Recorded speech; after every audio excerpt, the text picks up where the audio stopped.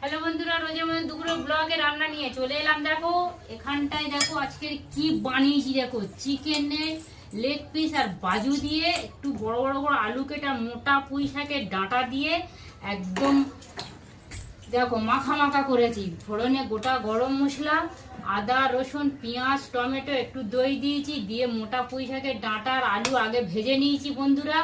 নিয়ে পুঁই শাক ডাঁটা দিয়ে চিকেন রান্না হয়েছে, চিকেন লেগ পিস আর বাজু। আর এখানে একটু ওই খপখপি মাছের ঝাল বানিয়েছি, এতেও কালো জিরে ফোড়ন দিয়েছি, আদা রসুন পেঁয়াজ দিয়েছি, অল্প টমেটো দিয়েছি, দিয়ে ওপর দিয়ে লাল কাঁচা লঙ্কা দিয়ে খপখপি মাছের ঝাল বানিয়েছি। আর এখানে দেখো পুঁই শাক ডাঁটা কচু আলু দিয়ে ইলিশ মাছের মাথা দিয়ে চচ্চড়ি করেছি। চচ্চড়ি তেলের মধ্যে বেশি করে চেরা কাঁচা লঙ্কা আর কালো জিরে দিয়েছি, আর নুন হলুদ বন্ধুরা আর বেশি কিছু দিইনি, তার ইলিশের মাছের মাথা খুশবুটা থাকবে না। এই দেখো আজকের এই হয়েছে। এখানে লেবু আছে, শসা আছে, পেঁয়াজ আছে বন্ধুরা।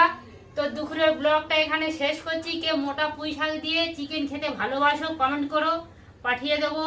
ব্লগটা এখানে শেষ করছি।